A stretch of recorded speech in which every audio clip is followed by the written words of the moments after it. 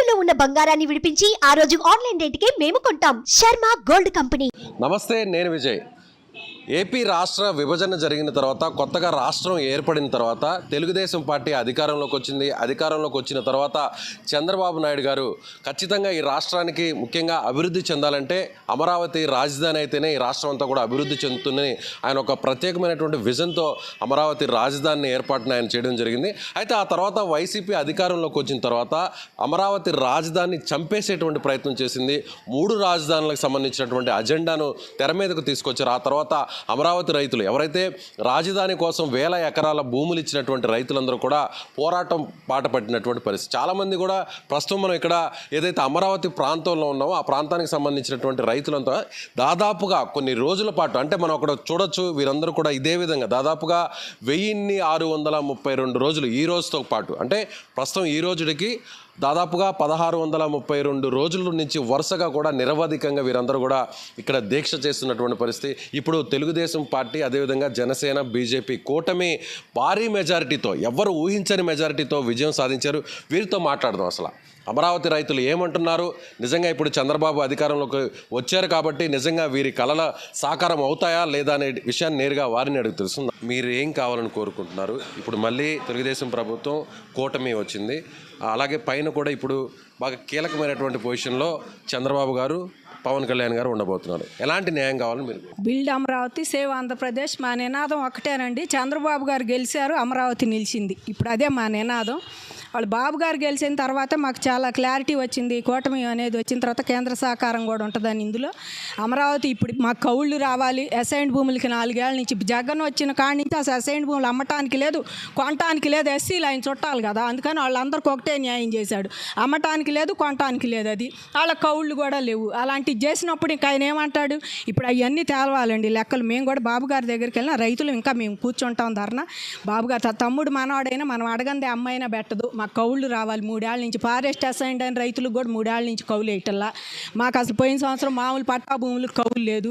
ఈ సంవత్సరం ఇవ్వాలి, టైం కూడా ఇచ్చింది. అసైన్డ్ భూములకి ఇవ్వటం లేదు. మరి ప్లాట్లు ఇవ్వని పొలాలకు కూడా ప్లాట్లు కొట్టారు. కొంతమందికి ఇవ్వని పొలాలు కూడా మాకు రిటర్నబుల్ ప్లాట్లు ఆ పొలాల్లో కొట్టారు. ఈ సమస్యలన్నీ బాబు గారి ముందు పెట్టి తప్పకుండా అమరావతి ముందు రైతులు నిజంగా మేము ఈ రైతులు అమరావతిలో కూర్చున్నామన్న మాటే కానీ ఎన్ని కష్టాలు పడ్డామో మాకు తెలుసండి. ఎకరం పొలం 2 ఎకరాలు ఉండాలని బాగా నష్టపోయాం. నిజంగా నష్టపోయాం. రావు మళ్ళీ తిరిగి కూడా జీవితాలు. పిల్లలు ఎంత నష్టపోయారో, వాళ్ళ లైఫ్ నష్టపోయింది. మా జీవితాలు 5 ఏళ్ల నుంచి కూర్చుందే కనపడ్డాం కానీ తక్కువ రేటుకు కూడా అమ్ముకున్నారండి చాలామంది బాధలు పడి. ఇవన్నీ గమనించాలి. బాబు గారు కూడా అర్థం చేసుకోవాలి. మాకు రిటర్నబుల్ ఫ్లాట్లు ఎంతవరకు ఇవ్వాలి? మరి మేము ఎలా బతుకుతాం ఇప్పటి నుంచి? పిల్లలు పెళ్లి చేయాలా, నేర్చేయాలని ఉండాటికి కూడా అమ్ముకొని తిన్న రైతులు ఉన్నారు. నిజం అట్లాంటి పనులు లేవు. పూలు అమ్మించాడు, కట్టెలు అమ్మలేం కదా రైతులు. మరి ఇక్కడ ఆ పనులకు కూడా వెళ్ళలేము. టాపీ పనులు కాటికి మా పిల్లల్ని మేము పంపలేం కదా. ఒకప్పుడు ఆడవాళ్ళని బయటికి వెళ్ళని ప్రాంతం ఇది. ఇప్పుడు మరి అదే ఆడవాళ్ళు మేము పిల్లల్ని బయటికి ఆ రకంగా ఎలా పంపుతాం మేము? కాబట్టి మా కష్టాలండి. ఊరికి ఇక్కడ కూర్చొని మేము 1600 రోజులు కాదు, ఈ 5 ఏళ్ల నుంచి మేము పడ్డ కష్టాలు ఎవ్వరు పడలే. నిజంగా అంతా కోల్పోయి సర్వస్వం ప్రభుత్వానికి అప్పచెప్పి రాజధానికి జగన్మోహన్ రెడ్డి ఒక్క చంద్రబాబు మీద కక్షతోనే ఇదంతా చేశాడండి. మా మీద అని కదా, ఆయనకి జనం కాదు, కడగ్గానే భూములు ఇచ్చేశారు. ఇంత భూమి అని చెప్పి అభివృద్ధి లేదనే పేరుతో అభివృద్ధి చేస్తా 3 ప్రాంతాల్లో అని నువ్వు అన్నాడివి. మరి పోలవరం ఎందుకు ఆపావు? మీరు ఎలాంటి ఇబ్బందులు పడ్డారు వ్యక్తిగతంగా? మీరు చూస్తుంటే కన్నీరు వస్తుంది మీ కంట. ఎలాంటి ఇబ్బందులు పడ్డారు? అంటే ఈ 5 ఏళ్లలో నిజంగా అంత బాధలు భరించారు? ఇట్లా మా మిడిల్ క్లాస్ లాంటి వాళ్ళని చాలా బాధలు పడ్డామండి. ఇక్కడ 25,000 మంది రైతులు ఉన్నాం. 5 ఎకరాల్లో పొలం వాళ్ళు. మేము ఎన్ని బాధలు పడ్డాము ఇవన్నీ మీకు తెలుసా అండి? కాపురాలు వదిలిపెట్టిన పిల్లలు కూడా ఉన్నారు. కట్నం అప్పుడు అంత అన్నారు. జగన్ వచ్చిన తర్వాత కొన్నాళ్ళు లేడు. మా ప్లాట్లు చూసినాడు కూడా లేడు. దగ్గరకు వచ్చి మాకు వద్దు రాజధాని లేదంటే మేమేం చేసుకుంటాం ఈ ప్లాట్లు అని అడిగిన వాళ్ళు లేరు. మా దగ్గరకు వచ్చి పొలం అమ్ముదామని ఎంతకో కొంత బేరం పెట్టి కష్టాలు అమ్ముకుందామని కూడా లేరు. మరి అలాంటి పరిస్థితి అలా పిల్లల్ని కట్నం అంతని ఇచ్చారు. ఇప్పుడు ఏదని పిల్లల్ని పుట్టింటికి పంపించిన వాళ్ళు ఉండారండి ఇక్కడ. మరి ఆ పొలాలు చూపించి మేము కోడళ్ళని తెచ్చుకున్నాం. వాళ్ళు ఘాటు మాటలు మరి వాళ్ళు కూడా మాట్లాడుతున్నారు. ఏమమ్మా అంత ఉందని కొడుకు మా దగ్గర కట్నం తీసుకున్నాం, ఏంది మా పరిస్థితి అని వాళ్ళు అడిగిన మాటలండి. ఇవన్నీ తెలుసా అండి ఇక్కడ రాష్ట్ర ప్రజలకి? అమరావతి ప్రజలు భూములు ఇచ్చారనే తెలుస్తుంది కానీ కాపురాలు ఎన్ని పోయినాయి, పిల్లల జీవితాలు ఎంత, ఒక తరం జీవితం నాశనం అయిపోయిందండి. వాళ్ళ పిల్లలది ఇళ్లలో కూర్చొని వాళ్ళు బయటికి వెళ్తాను లేదు. డబ్బులుంటే చేతిలో ఎక్కడికైనా పంపించవచ్చు. వాళ్ళు మన బయటికి పంపాలంటే ఎంత ఖర్చు అవుతుంది? అదే పొలం ఉంటే మా చేతిలో ఉంటే మేమే రాజు మేమే మంత్రి మా పొలాలకి వండుకుంటే ఒక అరెకరం అమ్ముకుంటాం. ఇప్పుడు అలాంటి పరిస్థితి కూడా కాదు కదా.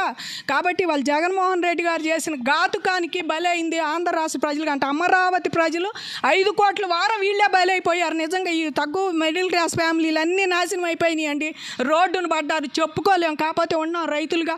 రైతులకే వాళ్ళు అవి పెట్టుకుంటున్నారు ఆచారాలు కట్టుకుంటున్నారు. మా వస్త్రధారణ మీద చేసిన వాళ్ళు వీళ్ళంతా కూడా ఇవాళ ఏమంటారు? ఇవాళ రైతులుగా ఎవరమ్మ సొమ్ము కాదుగా, మా అత్తమామల సొమ్ము, మా అమ్మ అయ్యల సొమ్మే కదా మేము పెట్టుకునేది. దానికి కూడా ఇంత కామెంట్లు చేయాల్సిన అవసరం లేదు. నోటి తేట బాగా వదిలిచ్చారు అందరూ.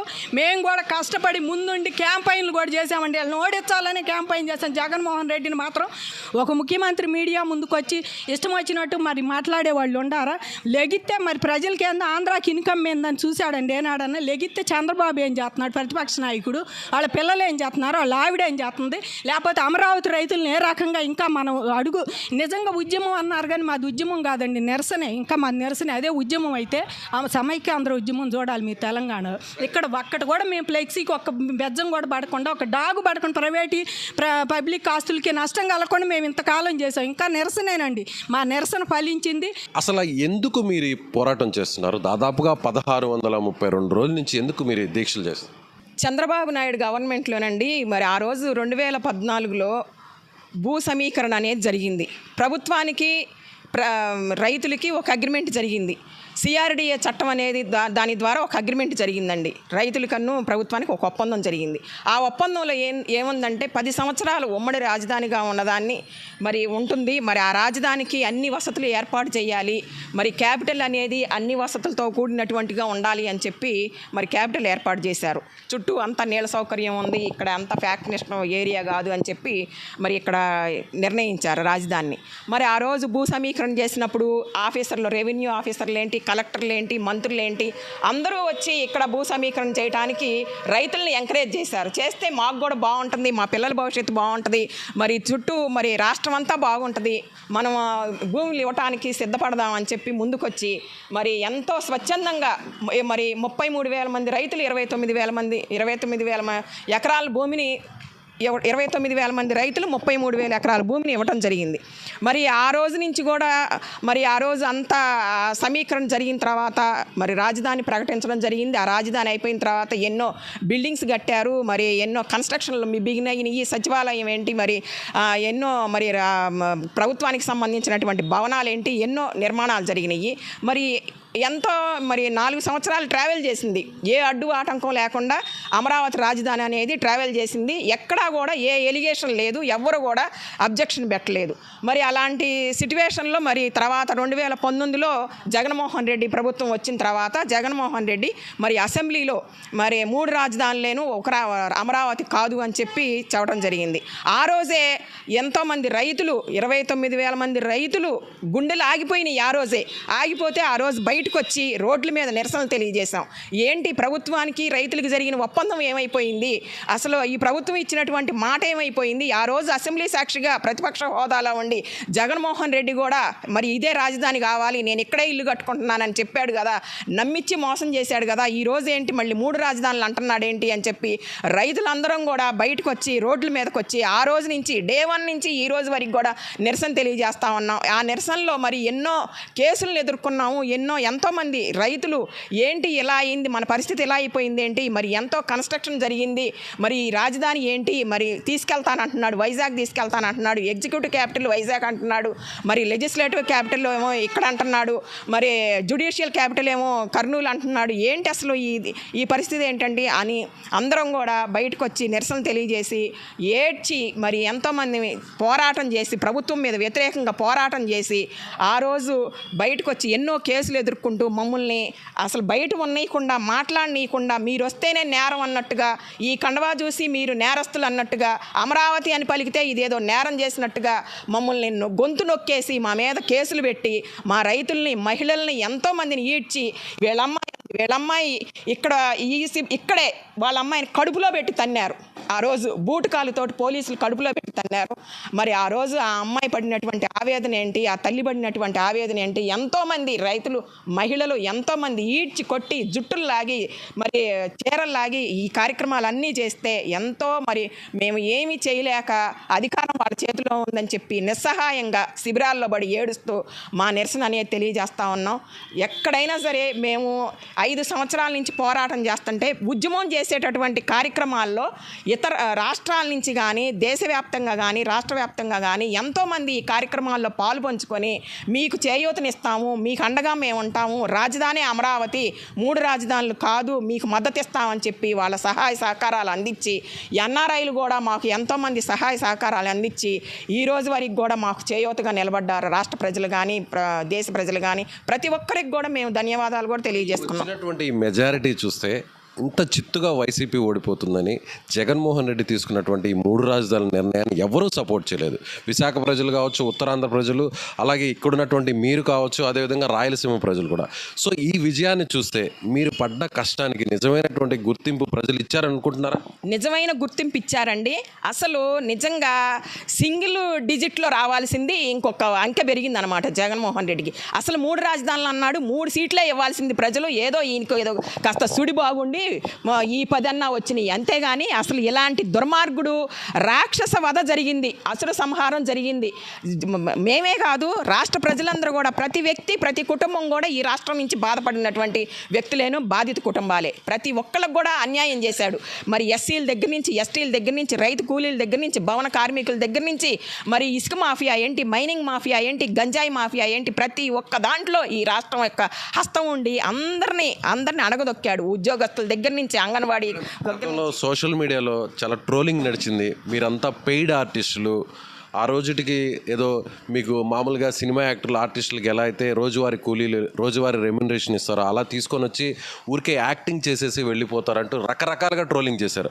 అవన్నీ విన్నప్పుడు ఎంత బాధ కలిగింది? ఆ రోజు విన్నప్పుడు చాలా బాధ కలిగిందండి. మేము ఆధార్ కార్డులు చూపిస్తాము, పాస్ పుస్తకాలు చూపిస్తాము, ధైర్యంగా నిలబడ్డాము, ధైర్యంగా పోరాటం చేశాము.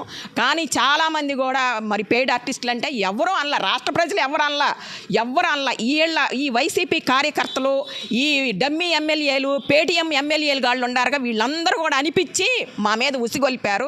ఆ ఉసిగొల్పటమే జనాలందరూ కూడా అన్నారు. వాళ్ళది కూడా ఏమీ లేదు, కేవలం జగన్మోహన్ రెడ్డి చేతిలో కీలుబొమ్మలు కాబట్టి జగన్మోహన్ రెడ్డి ఆడిచ్చినట్టుగా ఆడి అమరావతిని నాశనం చేయాలి, అమరావతిని నాశనం చేసి అమరావతి అనేది పేరు లేకుండా చేసి కమ్మ రాజధాని అని చెప్పి ఈ ఎలిగేషన్ అనేది తీసుకొస్తేనే రాష్ట్ర ప్రజలు నమ్ముతారు, రాష్ట్ర ప్రజలను కూడా మనం నమ్మించిన వాళ్ళం అవుతామని చెప్పి అమరావతి రాజధానికి కమ్మ కులాన్నని అంటగట్టి ప్రాంతాల మధ్య కులాల మధ్య చిచ్చులు పెట్టాడు. కానీ జగన్మోహన్ రెడ్డి రాష్ట్ర ప్రజలైతే ఈ రోజు వరకు కూడా మాకు చేయూతనిస్తానే ఉన్నారు, వాళ్ళ సహాయ సహకారాలు అందిస్తానే ఉన్నారు.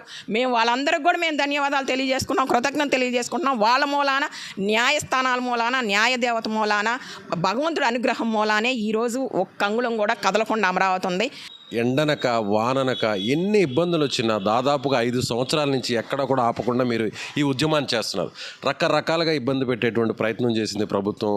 ఆ పార్టీకి సంబంధించినటువంటి నాయకులు రకరకాలుగా మిమ్మల్ని కించపరుస్తూ మాట్లాడారు, రకరకాల ఇబ్బంది పెట్టారు, మహిళలను కూడా చూడకుండా అనేక కేసులు పెట్టారు.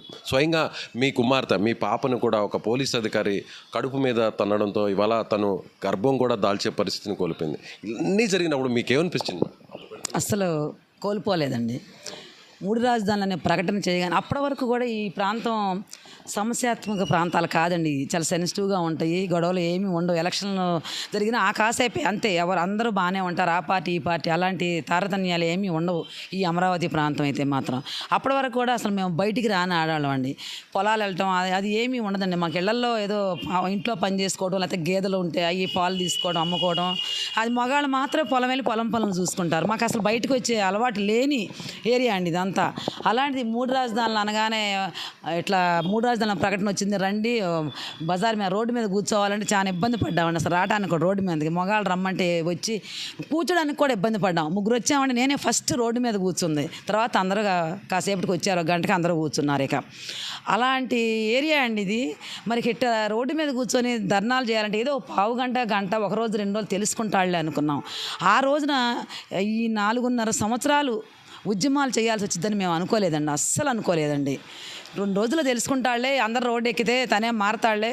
మరి మొట్టమొదటిగా ముఖ్యమంత్రి అయ్యాడు, ఒక్క ఛాన్స్ అని వచ్చాడు, అనుభవం లేదు, తప్పుడు సలహాలు విన్నాడు అనుకున్నామండి. కానీ ప్రతి రోజుకి కూడా ఇక వికృత చేష్టలో, వింత మాటలో, ఆ సలహాదారులు ఇచ్చే పిచ్చి మాటలని విని ఒక సైకోలాగా, ఒక తొగ్గులక్కలాగా, ఒక నెయ్యంతలాగా సొంత నిర్ణయాలు తీసుకొని ఏ రోజుకి ఆ రోజు మంత్రులతో కానీ ఎమ్మెల్యేలతో కానీ ప్రకటనలు ఇస్తూ ఉంటారండి. ప్రతిరోజు ఈ బిగ్ బాస్లో ఇస్తారు చూడండి, అలాగే ఈయన కూడా రోజుకి ఒకటి ఇస్తూ ఉంటాడనమాట, టాస్క్ ఇస్తూ ఉంటాడనమాట. మాకు వాళ్ళే సృష్టిస్తారు అవి కూడా.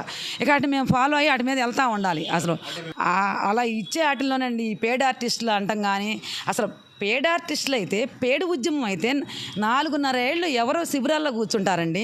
అదే పేడ్ ఆర్టిస్టులు అయితే 34,000 ఎకరాల భూమి ఎక్కడి నుంచి వచ్చింది? ఏ పేడ్ ఆర్టిస్టులకి భూములు ఉంటాయండి? ఏదో కొద్ది గొప్ప ఉంటాయేమో, కానీ ఇన్ని వేల ఎకరాలు ఉంటుందా? అక్కడ సెంటర్లో కూర్చొని ఉద్యమం చేసుకుంటున్నామండి మేము. పోలీసులు బయటికి రావద్దు, ఎక్కడ వాళ్ళు అక్కడే ఉండాలని ముళ్ళ కంచెలు వేశారండి. ఇళ్ల ముందు ముళ్ళ కంచెలు. ఎలాగైనా సరే మేము గుడికి వెళ్ళిన, అక్కడ మా గ్రామదేవత పోలేరమ్మ గుడి ఉందండి, అటు వెళ్దామని చెప్పి బయటకు వచ్చి వస్తే మీరు ఎందుకు వచ్చారని చెప్పి ఇక మా మొగాళ్ళని పట్టుకుంటామని చెప్పి వాళ్ళు వెనకమాల పడ్డారండి. వ్యాన్లు పెట్టారు, వేసుకెళ్ళడానికి బస్సులు పెట్టారు. అలాగే మా ఆయన ఈడ్స్ కూడా పోయారు, కాలర్ పట్టుకొని మగవాళ్ళని అందరిని తీసుకెళ్ళారులేండి. ఇంకా అదే టైంలో మా డాడీ ఏం చేశాడు, మేము కూర్చుంటామండి, అసలు మగవాళ్ళు కూడా ఏదో మా వెనకమాలు ఉంటారు, అంతేగాని ముందు మేమే కూర్చునేవాళ్ళం. మా డాడీ ఏం చేశాడు, అసలు మా డాడీని తీసుకెళ్తున్నారని వద్దని వాళ్ళ డాడీని పట్టుకొని లాగుతుంటే డిఎస్పీ శ్రీనివాసరెడ్డి అని ఉంటాడండి, ఇంకా వాళ్ళు వచ్చి పట్టుకొని కింద పడేసి జుట్టు పట్టుకొని పెద్దగా అరిచిందండి. ఇంకా అప్పటి నుంచి ఇప్పటి వరకు పిల్లలు లేరండి, అసలు ఇక అన్నీ కోల్పోయింది, మానసికంగా ఇదయింది. తర్వాత సర్జరీలు కూడా జరిగింది, తనకి బాగా పేగులు అంటుకుపోయి ఇప్పటి వరకు కూడా అలాగే ఉంది. ఏ చిన్న ఇష్యూ అమరావతిలో జరిగినా కూడా అసలు సెన్సిటివ్గా తెగ ఫీల్ అయిపోయి బాధపడిద్దండి. ఎంటెక్ బాగా చదువుకున్న అమ్మాయి అయినా కూడా మానసికంగా ఇదైపోయింది ఆ సిచ్యువేషన్తో. అలా ఎంతమంది అండి, అసలు 270 మంది రైతులు చనిపోయారు ఇక్కడ ఆర్టిడాకులు వచ్చి. వాళ్ళందరూ ఏ ఒక్క ప్రాణమైన ఈ ప్రభుత్వం తీసుకొచ్చిద్దండి.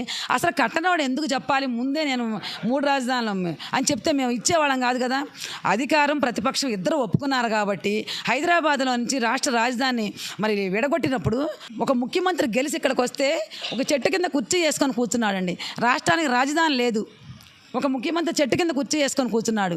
మరి ఐపీఎస్ ఐఏఎస్ అధికారులు అంతా కాళ్ళ ఎళ్ళబడి భూములు ఇవ్వమంటే వాళ్ళు అడగగానే మేము ఇచ్చామని, మేము రాజధాని కావాలని అడిగామా? మేము రాజధాని కావాలని అడగలా. మాకు అసలు అవసరం లేదు రాజధాని. అంతా మాకు 3 పంటలు పండే భూములు, పక్కన కృష్ణానది ఉంది, ఆర్థికంగా కూడా ఎన్ని గట్టి ఊళ్ళండి. అదే రెక్కాడితే డొక్కాడిన మనుషులు ఏమి కాదు, వ్యవసాయం చేసుకుంటాం మేము, చక్కగా పైర్లు వస్తాయి, బాగానే ఉంటాం.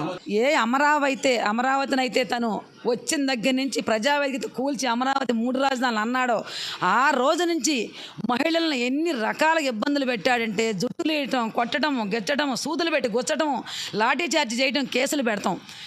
ఈ అమరావతిని సృష్టించింది చంద్రబాబు గారండి. అమరావతికి మళ్ళీ పార్టీకి ప్రాణం మోసింది కూడా అమరావతినండి. జగన్మోహన్ రెడ్డికి దడిసి ఏ ఒక్క మరి ఎక్కడ జరిగినా కూడా, ఏ ఒక్క సిచ్యువేషన్ జరిగినా ఆంధ్ర రాష్ట్ర ప్రజలు ఎక్కడా కూడా రోడ్డు ఎక్కలేదండి. ఫస్ట్ అమరావతి రైతులే రోడ్డు ఎక్కింది. ధైర్యంగా నిలబడ్డామండి. మేము నిలబడి పోరాటం చేయడం మొదలుపెట్టిన తర్వాత ఆంధ్ర రాష్ట్రంలో ప్రతి ఒక్కళ్ళు సంవత్సరం దాటినాక కాస్త గొంతెస్తే అక్కడక్కడ జరిగిన ఏ సంఘటనలు జరుగుతున్నాయి వాటికి కొంచెం ప్రశ్నించడం నేర్చుకున్నారండి. అమరావతి ముందుంది. మీరు మెజార్టీ అన్నారు కదండి, దానికి వాళ్ళ ప్రతి రాష్ట్రంలో అమరావతి వాళ్ళ ఉసురు జగన్మోహన్ రెడ్డి తగిలిందండి. ఖచ్చితంగా మమ్మల్ని ఎవరైతే మంత్రులు కానీ, రోజా కానీ, మరి కొడాలి నాని ఏంటి, ఎవరైనా అమ్మటి రాంబాబు ఏంటి, మరి సత్యబాబు ఉన్నాడు కదా ఆయన, ఈ మిగిలిన ఎంతమంది అయితే అమరావతి మీద తిట్టి పోసారో వాళ్ళందరూ కూడా డిపాజిట్తో సహా మొదటి రౌండ్లోనే పోయారు. అమరావతి మహిళలు ఉసురు తగిలిందండి. మేము చేసే ఉద్యమం న్యాయమైన పోరాటం. ఇక్కడ ఆస్తులు పోయినాయి మాకు, ఎందుకంటే రాష్ట్రంలో రాజధాని లేని రాష్ట్రంగా ఉండకూడదని చెప్పి మేము భూములు త్యాగం చేస్తే మమ్మల్ని రోడ్డుకి ఈడ్చి ఏమీ కట్టకుండా అబద్ధం చెప్పి అధికారంలోకి వచ్చిన మరి ఈ జగన్మోహన్ రెడ్డి పక్కనే ఇల్లు కట్టుకున్నానని చెప్పి పచ్చి మోసం చేసి మమ్మల్ని ఏ రకంగా హింస పెట్టాడు, ఆ ఉసిరే తగిలిందండి. అలాగే 70 ఏళ్ల రంగనాయకమ్మ మీద కేసు పెడతాడా? 3 మాస్కులు అడిగిన సుధాకర్ని పిచ్చోడిని చేశాడు. ఎంతమంది ఉన్నారండి? రమ్య అనే అమ్మాయిని ఏ రకంగా చేశాడండి? ఇలా వచ్చిన తగ్గించండి. అభివృద్ధి అనేది చేయకుండా ప్రతి ఒక్కళ్ళు ఎవరైతే మరి అవినీతి మీద గొంతెత్తి ప్రశ్నిస్తారో వాళ్ళ కేసులు పెడతాం, వాళ్ళ గొంతు మూపీయటం, వాళ్ళని కొట్టడం, ఇట్లా ప్రతి ఒక్కళ్ళ మీద చేసే చేశాడండి. అందుకని వాళ్ళ పోస్టల్ బ్యాలెట్తోనే ఉద్యోగస్తులు ఉద్యోగస్తులు అయితే ఈ జగన్మోహన్ రెడ్డిని గెలిపించారో అదే ఉద్యోగస్తులు ఆ 2 చేతులతో ఓట్లు వేసి కూర్చొని వాళ్ళ పోస్టల్ బ్యాలెట్తోనే విజయం మరి మొదలు పెట్టారండి. ఎప్పుడైనా న్యాయమే గెలిచిందని జగన్మోహన్ రెడ్డి ఈ రకంగా సీట్లు కూడా మేము వస్తాయి అనుకోలేదండి. మరి ఒక సీటే వచ్చింది, ఆయన సీట్ ఆయనకు వచ్చింది అనుకున్నామండి. మరి ఏదో ఇచ్చారు, ఇక ప్రజలు కూడా పాపం బాధపడతాడని 151 సీటు ఇచ్చి అధికారంలో తీసుకొస్తే మరి ప్రజాస్వామ్యాన్ని అంత చక్కగా కట్టబెడితే దాన్ని అపహాసం చేసి ఒక నెయ్యంతలాగా ఒక హిట్లర్ లాగా నాశనం చేశాడండి. చివరికి ఏ జనం అయితే నమ్మాడో, ఏ జనం అయితే నేను గెలిపించారు 151 సీట్లు, అదే జనం నిన్ను 10 సీట్లకు దించారు. గుర్తుపెట్టుకోవాలి. మిమ్మల్ని రకరకాలుగా అవమానించారు, హేళన చేశారు, రకరకాల కామెంట్స్ చేశారు, సోషల్ మీడియాలో మీ గురించి మీమ్స్ పెట్టారు, ట్రోలింగ్ చేశారు, పెయిడ్ ఆర్టిస్టులు అన్నారు. రోజా గారు కావచ్చు, కొడాలి నాని గారు, వంశీ గారు, ఎవరైతే మన బొత్స సత్యనారాయణ గారు, అమర్నాథ్ గారు, అనిల్, ఇలా రకరకాలుగా అందరూ మిమ్మల్ని విమర్శించారు. ఏమంటారు ఇప్పుడు ఈ రిజల్ట్ని బట్టి? ఎవరైతే ముందు అమరావతి మహిళల మీద ఉక్కుపాదం మోపారో వాళ్ళందరూ ఫస్ట్ రౌండ్లోనే ముగిసిపోయింది, వాళ్ళ అంకం ముగిసిపోయింది. కొడాలి నానిని ఇవాళ సపోజ్ కొడాలి నానిని తీసుకుంటే ఏ రకంగా ఆయన కొడాలి నాని అనే పేరు మర్చిపోయి బూతుల మంత్రి అనే పేరు వచ్చింది. పాపం గుడివాడ అని చెప్తే కొడాలి నాని ఊరా అని చెప్పి గుడివాడ ప్రజలను కూడా అవహేళనగా చూసిన రోజులు ఎన్నో ఉన్నాయి. అదేవిధంగా గుడివాడ అంటే ఒక రౌడీజం, ఒక క్యాషినో అని చెప్పి ఈ రకంగా డెవలప్ అయిందని చెప్పి ఈ 5 సంవత్సరాల్లో గుడివాడకు కూడా పేరు నామకరణం మరో విధంగా చేసే విధంగా ఈ మంత్రులు తయారు చేశారు.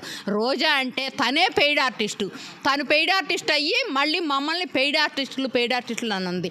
ఇప్పుడు పక్కనే మాకు 3 రాజధానుల శిబిరం అనేది ఏర్పాటు చేసి పెయిడ్ ఉద్యమం జరిపించి ఆ పెయిడ్ ఆర్టిస్టులతో ఉద్యమం జరిపిన గురునాథం మా శిబిరాల్లోకి వచ్చి ఆ ఉద్యమాన్ని ఏ విధంగా ఏ పందాలో నడిపించాడో, తను ప్యాకేజ్ ఏంటో, తను ఏ విధమైన ప్యాకేజ్ తీసుకొచ్చి జనాన్ని అక్కడ కూర్చోబెట్టాడో వివరంగా చెప్పి ప్రతి ఒక్క మీడియాలో వివరణ ఇచ్చారు. దాని గురించి మనం ఎక్కువ చెప్పుకోవాల్సిన అవసరం కూడా లేదు. ఎప్పుడైనా రైతు త్యాగ ఫలం అమరావతి అనేది చరిత్రలో చిరస్థాయిగా నిలిచిపోయింది. అదేవిధంగా రైతు అనేవాడు పండించే ప్రతి ఒక్క పంట రైతు పండిస్తాడని అన్నం తినే వాళ్ళు ఎవరు కూడా మమ్మల్ని విమర్శించలా. మరి ఏదైనా మెడిసిన్ తిని బతుకుతున్నారేమో, మిగతా వాళ్ళందరూ మమ్మల్ని విమర్శించారు. ప్రతి ఒక్కళ్ళ విమర్శ కూడా మేము స్పోర్టివ్గా తీసుకొని వాళ్ళు ఒక మాట అంటే ఆ మాటకు తలోంచి మెల్లకుండా కూర్చోకుండా దాన్ని ఇంకా ముందుకు తీసుకెళ్ళి ఈ ఉద్యమాన్ని ఇన్ని రోజులు కూడా అహింస అనే మార్గంలో మేము ఎంచుకొని ఈ ఉద్యమాన్ని నడిపించడం జరిగింది. ఎప్పుడైతే అమరావతి రైతుల మీద ఉక్కుపాదం మోపాడో ఉద్యోగస్తులు మేము బతిమాలి బామాలం, మేము రెడీగా ఉంటాం వైజాగ్ వెళ్ళటానికి సింటమ్స్ మాకు ఇచ్చారు. వస్తే మాకు కనపడిన ప్రతి ఒక్కళ్ళని అయ్యా బాబు అని చెప్పి మీరు వెళ్తే మీరు నష్టపోతారు, ఇక్కడ మీకు అన్ని సౌకర్యాలు ఉన్నాయి అంటే కూడా మాకు ఇంకా అక్కడ మెరుగైన సౌకర్యాలు ఏర్పాటు చేస్తాను అన్నాడు. మేము అక్కడికే వెళ్తామన్నారు. సరే వదిలేసాం. ఆ రోజు నుంచి ఉద్యోగస్తుల్ని ఎవరికి ఏ వాత పెట్టాలో సమన్యాయం చేసుకుంటా వచ్చాడు. ఆ సమన్యాయంలో కూడా మరి పాపం ఉద్యోగస్తులదేంటి, మరి అంగన్వాడీ వర్కర్స్ ఏంటి, మాకు ఫైనల్గా దాదాపుగా ఇంత భారీ మెజారిటీ వస్తుందని మీరు ఎక్స్పెక్ట్ చేశారా? ఇలాంటి ఒక చావు దెబ్బ తగులుతుంది వైసీపీ పార్టీకి అని మీరు ఎక్స్పెక్ట్ చేశారా? కొంతమంది మహిళలు కూడా అంటున్నారు, మీతో పాటు దీక్షలో పాల్గొన్నవారు, మా శాపం తగిలింది, మా ఉసురు తగిలింది అంటున్నారు. నిజమేనా? అమరావతి మహిళల కన్నీటితోటి ఈ ప్రాంతం అంతా కన్నీళ్లతోటి తడిసింది. మహిళ కంట కన్నీరు ఒలిగితే ఆ ఇంటికి మంచిది కాదని చెప్పి ఏ పార్టీకైనా సరే మహిళ కన్నీరు పెట్టకుండా చూస్తారు. అదేవిధంగా మేము 1 రోజు కాదు, 2 రోజులు కాదు, 1632 రోజులు సుదీర్ఘమైన పోరాటం చేశాం. ఆ కన్నీళ్ళు అనేది, ఆ శాపం అనేది ఎక్కడికి పోయిద్దండి? దేవతల రాజధాని అమరావతి అని చెప్తే ఆ దేవతల ఆ మహిళను దేవతతో పోల్చే ఈ ప్రదేశంలో మరి ఆ మహిళ కంట కన్నీరు వస్తే ఆ కన్నీరు వృధా ఎక్కడికి పోద్ది? ప్రతి ఒక్క మనిషి ఓటు అనేది అందరూ సద్వినియోగం చేసుకోవాలని చెప్పి ఇంతకుముందు పోస్టల్ బ్యాలెట్లు ఎంత వచ్చినాయి, ఇప్పుడు పోస్టల్ బ్యాలెట్లు ఏంటి? మరి మేము దాదాపు ఒక 40 రోజుల పాటు సుదీర్ఘంగా 11 నియోజకవర్గాలు అక్కడక్కడ క్యాంపైన్లు చేసుకుంటా ప్రతి ఒక్కరిని అవేర్నెస్ చేస్తే, అమ్మ పార్టీల సంగతి తీసి పక్కన పెట్టండి, మీరు అమరావతి రైతులుగా మీరు ఎన్ని కష్టాలు పడ్డారో చూసాము, మీ కష్టాల కోసమైనా సరే మేము మీకు ఓటేస్తామని మాకు చాలామంది వాగ్దానం చేశారు. 100 ఎకరం భూమి ప్రభుత్వానికి ఇచ్చామండి. ఇదిగో నా మనవడండి, బిడ్డల భవిష్యత్తు ఏంటండి? 2 సంవత్సరాల నుంచి కౌలు లేదు మాకు. 2 సంవత్సరాల నుంచి కౌలు లేదయ్యా. ఈ బిడ్డల భవిష్యత్తు ఏంటి? చంద్రబాబు నాయుడు గారు రావటం మాకు చాలా సంతోషంగా ఉందండి. ఎందుకు భవిష్యత్తు లేదంటున్నారు? ఆయనేమో నాడు నేడు స్కూల్స్ పెట్టారు, అమ్మ ఒడితో అందరికీ కూడా డబ్బులు ఇస్తున్నారు, ప్రతి సంవత్సరం డబ్బులు ఇస్తున్నాడు అంటున్నారు. మరి మీరేమో భవిష్యత్తు లేదంటున్నారు. ఏంటండి ఎంతమందికి ఇస్తున్నాడు? 110 మందికి ఇస్తున్నాడండి. అమ్మఒడి 110 మందికి ఇస్తున్నాడు. మరి మేము స్కూల్లో పిల్లల్ని చదువులు చెప్పించుకోవద్దండి? ఇంగ్లీష్ మీడియం, తెలుగు మీడియం ఏమవుద్దండి? మా బిడ్డల భవిష్యత్తు ఏంటండి? చంద్రబాబు నాయుడు గారితో మా బిడ్డల భవిష్యత్తు అండి. చంద్రబాబు నాయుడు గారు రావటం మాకు చాలా సంతోషంగా ఉందండి. ఏంటి ఆ భవిష్యత్తు ఎలా వస్తుందని మీరు నమ్ముతున్నారు? ఏంటి? విత్తనం నాటినోడు పంట పండిస్తాడండి. ఈ బిడ్డల భవిష్యత్తు, భావితరాల భవిష్యత్తు అంటేనే మేము భూములు ఇచ్చామండి. చంద్రబాబు నాయుడు గారు మాకు నమ్మకం ఉందండి.